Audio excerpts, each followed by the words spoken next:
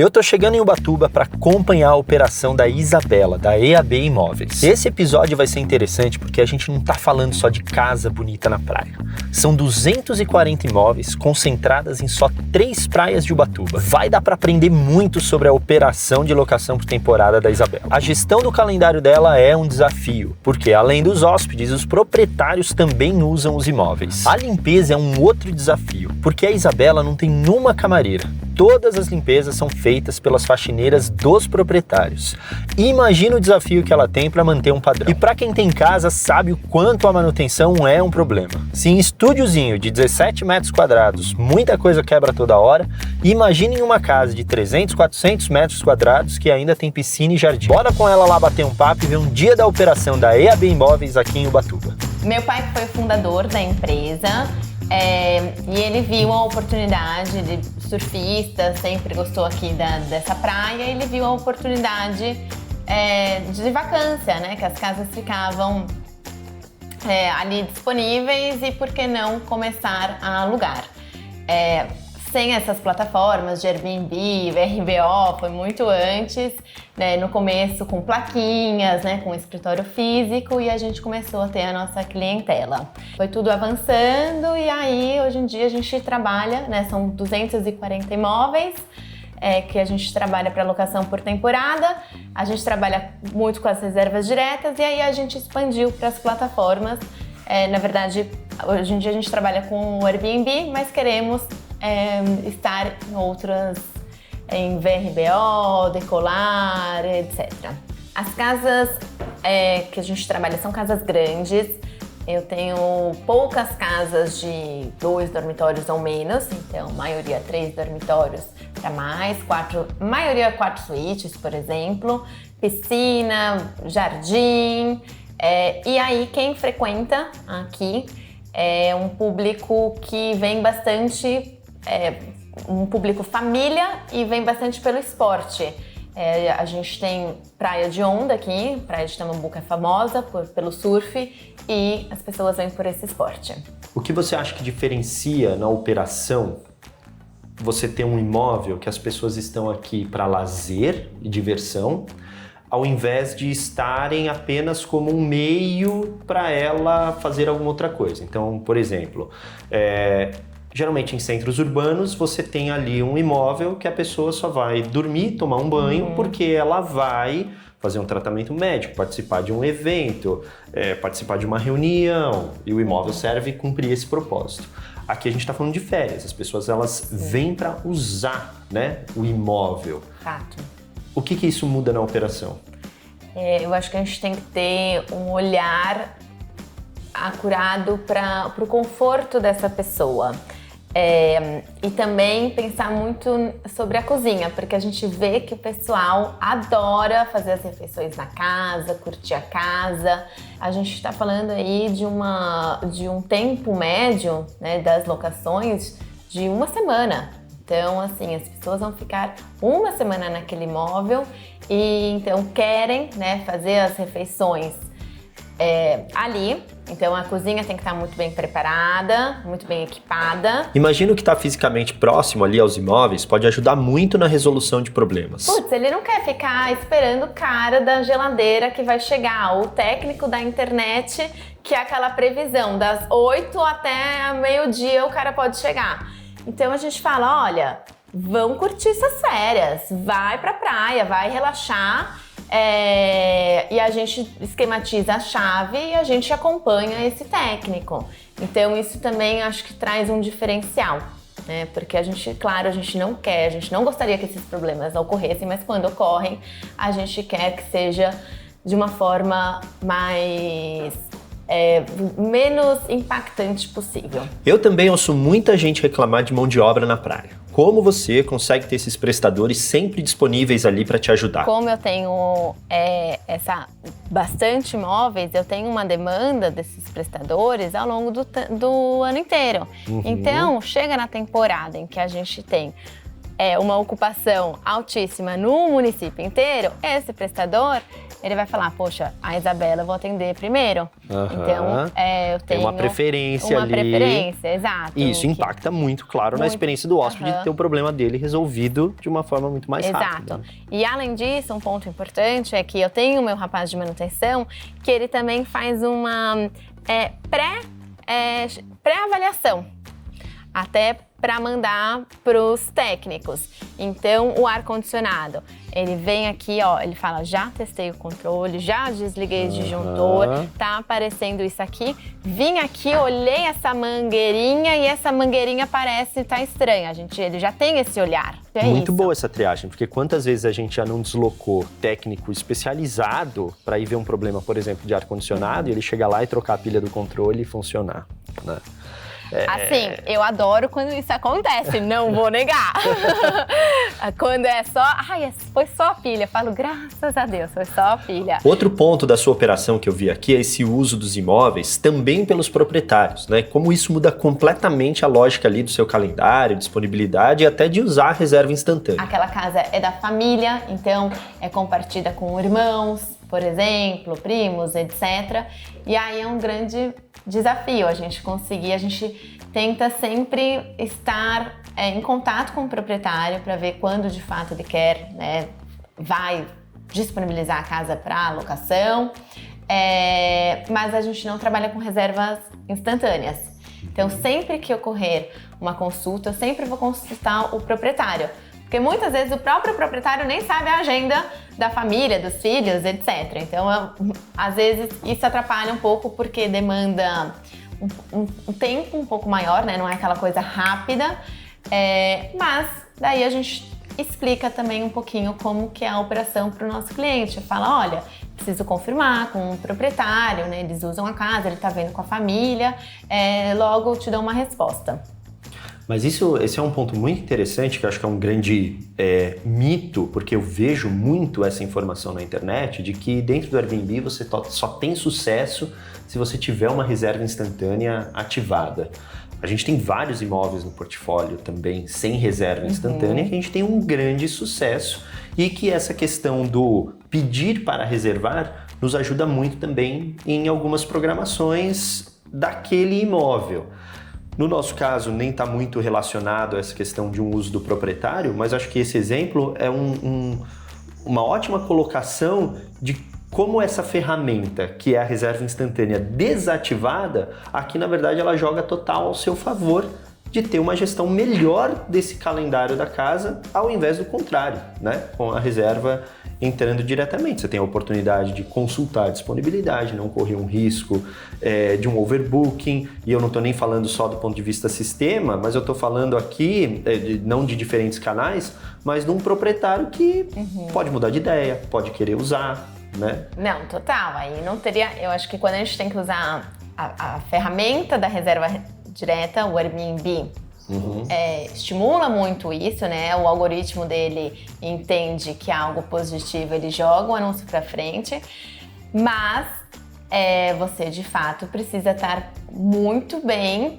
resguardado em relação a isso. Então, se não faz sentido para você, não utilize essa ferramenta, porque ocorrer um overbooking, né? Um overbooking a gente pode estar não falando de uma outra locação, e sim de um uso do proprietário, né? Você fazer o cancelamento dessa reserva, você vai ter um prejuízo gigante. Então, se não funciona para você, infelizmente, né, a gente não consegue utilizar essa ferramenta e vamos seguir com outras, vamos focar em outros pontos importantes do anúncio para a gente conseguir trazer essa visibilidade. Mesmo porque se você começa, se tratando especificamente de Airbnb, com muitos cancelamentos, isso talvez tenha um peso negativo maior do que efetivamente ter ali a reserva instantânea desativada. Total, muito mais. A bendita limpeza aqui, imagino que seja um desafio, né? Quem faz é a faxineira do próprio proprietário, mas vocês têm que fazer uma vistoria ali para garantir o padrão. É um grande desafio que a gente vem sempre repensando, né? Como conseguir sempre melhorar e atingir a excelência. Eu acho que o primeiro momento que é fundamental é a captação, no momento de captar o imóvel, de entender se aquela casa tem uma funcionária fixa, quantas vezes na semana, né? Se eu tenho uma casa que fala, ah não, a minha funcionária vem só quando eu venho, eu já fico na alerta vermelho em relação a isso, né? Tenho que ter um ponto de atenção e falar, deixar bem claro para o proprietário que essa limpeza é importante, que tem que estar tudo muito em ordem. Vidros, madeiras aqui na praia, as paredes, né? Tem que ter esse ponto de atenção, porque o bolor aqui, a umidade é muito alta, então para criar bolor é muito fácil. Então eu já chamo o proprietário para, olha, vamos tentar melhorar aí, ter uma frequência mais regular dessa limpeza. Já vi que tem um kitzinho aí de primeiros socorros. A gente tem essa sacola, né? Fácil, a pessoa, né? Que vem fazer a deteriorador já vem assim. Uhum. E aí aqui eu tenho um vejazinho. Rapidamente ele algo consegue sujo já limpar. Tem o detergente, tem um cheirinho, gente, casa na praia. Aquela casa na praia, às vezes, putz, tá um cheiro de fechado mesmo. Sim. E daí, em relação a equipar, né, a casa, um papel higiênico, caso não tenham deixado, sacos de lixo também, caso necessário, outros sacos de lixo de diferentes tamanhos. Do banheiro. Isso. Coisa isso. simples, né? Como você falou, de um custo extremamente baixo, mas que a pessoa chega no banheiro, não tem um papel higiênico, vai jogar um lixo, não tem o saco na lixeira, atrapalha a experiência. Atrapalha a experiência. E aí a gente aqui, com esse kit, nos socorre. Beleza, vamos ver uma vistoria agora. Vamos. Bom, vou acender as luzes, olhar ventiladores, ar-condicionado, se tem papel, saco de lixo no banheiro, bucha de detergente e cadeiras de praia, que é o principal. Porque sempre quebra, esquece na praia, isso acontece bastante. Vamos lá. Então, vamos lá, é só ligar tudo e testando.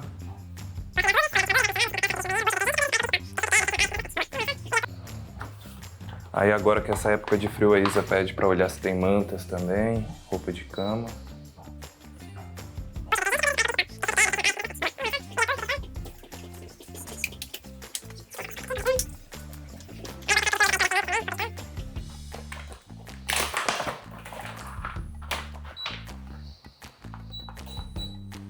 Ombrelone é uma coisa que quebra bastante também. Às vezes o pessoal deixa aberto à noite, venta, cai. Então é sempre bom olhar.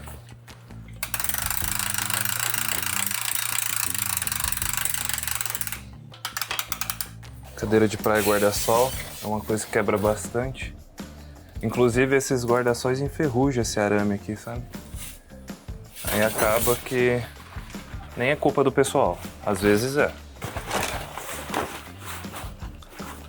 E se você encontra aí uma cadeira quebrada, um guarda-sol quebrado? Eu tiro foto, envio que a gente tem um grupo no WhatsApp de cada casa, aí eu envio lá explicando que tá quebrado, que tá enferrujado e deixo separado, para não ter risco do pessoal usar ou terminar de quebrar, sabe? Aqui as cadeiras eu já tinha conferido, porque algumas se enferrujam bastante, apesar de ser alumínio, os parafusos não são. Então, essa daqui tá com saco de lixo, tem bucha, detergente, tem um saquinho ali, coisa que faxineiro acaba esquecendo de colocar ou às vezes até o proprietário não compra. Então, não é culpa dela, porque falta na casa, né? O papel higiênico também é algo muito importante. Afeta, né? Porque vou fazer um churrasco aqui, vou tirar a embalagem da carne e vou jogar onde? Aí eu tenho que me deslocar daqui até o mercado para comprar um papel e um saco de lixo, um papel higiênico, um detergente, uma bucha. Isso já afeta bastante, porque ninguém quer parar o churrasco para comprar nada, né? Só cerveja. Bom, normalmente eu olho geladeira porque é uma coisa que quebra bastante esse acrílico. O pessoal coloca coisa pesada, aí trinca, né? Ou então some uma parte ou outra. Eu vejo se também o proprietário não deixou comida, porque a gente recomenda que o proprietário não deixe, o pessoal que loca também não. É isso. Em vez de você estar, dependendo se é um dia muito quente igual hoje, aumenta a temperatura da geladeira, porque o pessoal vai encher de coisa, né? Às vezes não dá conta. Importante também é o forno e micro-ondas, porque pode acontecer do pessoal esquecer algum resto de comida ou até sem limpar. Que já aconteceu. Nossa, teve uma casa que eu fui no Félix, tava legal não. Bom, esse gás aqui eu ele tá pela metade, mas tem um reserva. Então isso já evita do pessoal começar a cozinhar alguma coisa e acabar o gás. Aí ter o tempo de pedir, eles entregarem. Ainda mais final de semana, temporada, ou que acabe tarde da noite, isso ia incomodar bastante, né? A gente tá na baixa temporada e eu tô vendo um monte de imóvel aqui alugado. O que faz um imóvel ser o escolhido nessa baixa temporada quando tem tanta oferta e casa disponível? Eu acho que a arquitetura chama muita atenção, se é uma casa agradável, gostosa, né?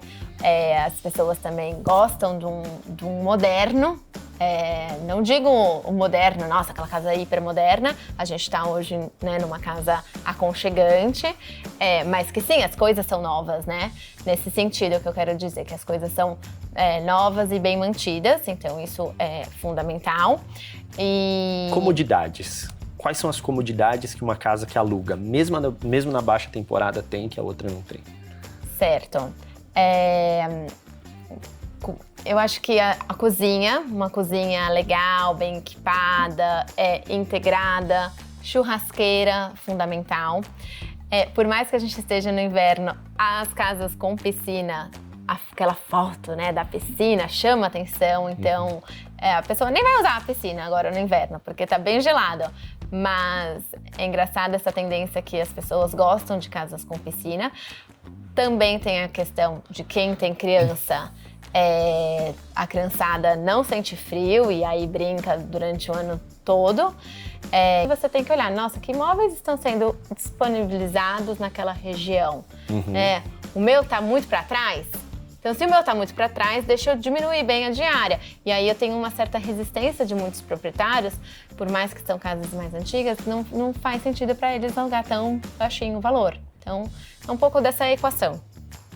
Então, aqui pelo que eu percebo não necessariamente o imóvel com muito mais comodidades, ele vai custar muito mais caro, não, é um pouco a mais, mas que ele agrega tanto valor a decisão de escolha daquele hóspede, que sim, ele paga um pouquinho a mais, não absurdamente a mais, por um imóvel que tem mais coisas, que tem a piscina. A gente está num imóvel aqui que tem uma brinquedoteca, imagino que isso para famílias com crianças deve ser uma coisa que a pessoa vê no anúncio e fala, vou reservar porque tem isso. 240 imóveis não é um número pequeno. Como você faz para ter de forma fácil as informações de cada imóvel e ajudar o hóspede com algo que ele precisa? A gente tem um grupo de WhatsApp de cada imóvel. Então, na palma da mão, tá várias pessoas da equipe e a gente tem aqui tudo registrado.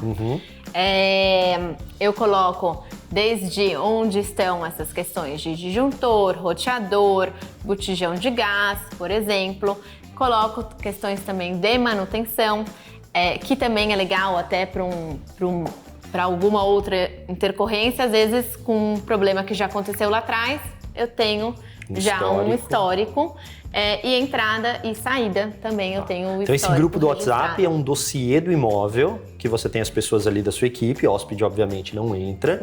Então você tem uma... E nem proprietário. nem proprietário. Você tem um manual do imóvel para própria referência da equipe e também quando você faz essas vistorias de entrada e saída, o que você encontra ali no imóvel, você também registra nesse grupo. Correto. Bom que aí já fica registrado com data, né? Fica registrado com data, fica registrado com os problemas que tiveram e a gente consegue filtrar tanto com os textos, né, do WhatsApp, e eu tenho vídeos e fotos. Hoje o seu atendimento com o hóspede, ele se dá principalmente por qual meio? Majoritariamente o WhatsApp.